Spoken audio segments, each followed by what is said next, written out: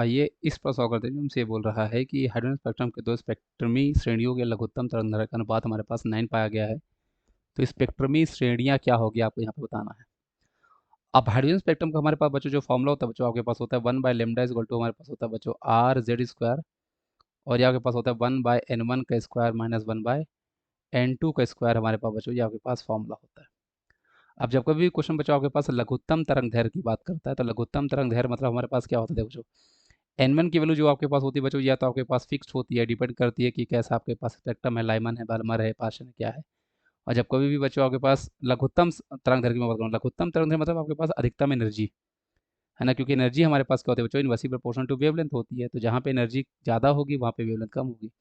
तो N2 बच्चों आपके पास हमेशा इस केस में हमारे पास क्या होता है, इन्फानाइट हमारे पास, क्योंकि इन्फानाइट से जब कोई भी इलेक्ट्रॉन आपके पास N1 N2 N3 या कहीं भी आएगा तो वो उसकी मैक्सिमम एनर्जी हमारे पास होगी।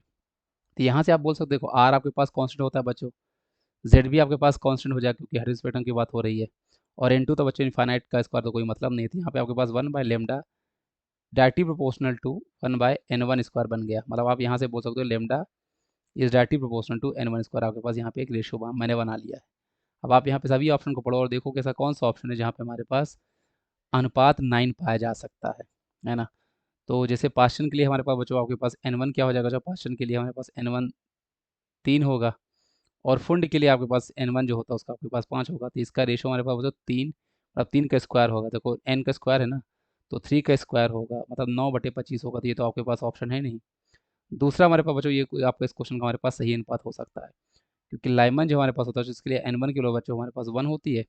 और पार्शियल के लिए हमारे पास बच्चों आपके पास N1 की वैल्यू आपके पास 3 होती है। तो यही वो आपके पास है बच्चों जहाँ पे अनुपात आपके पास 3 का स्क्वायर 1 का स्क्वायर होता है, 9 आपके पास आ सकता है। आई होप आप इस चीज़ को समझ गए होंगे बच्चों। बाकी में जैसे ब्रैकेट के में हमारे पास बच्चों N1 की वैल्यू आपके पास यहाँ हमारे पास 4 हो जाएगी। और बी फंड क्या आपके पास बच्चों N1 हमारे पास 5 हो जाएगा। यहाँ पे भी बच्चों आपके पास अनुपात, क्योंकि उसने हमसे बोला तरंग दैर्घ्य का अनुपात आपके पास 9 है। मतलब आप ऐसे बोल सकते हो बच्चों कि हमारे पास लेमडा मान लो हमारे पास है आपके पास, है ना, पास्चन, है ना, पास्चन, और डिवाइड बाय वेवलेंथ आपके पास बच्चों जो हमारे पास आपके पास लाइमन का है, लाइमन, ये दोनों का रेशो आपके पास बच्चों 9:1 आपके पास है। ऐसा उसने क्वेश्चन बोला है जो कि आपके पास आ सकता है। Thank you.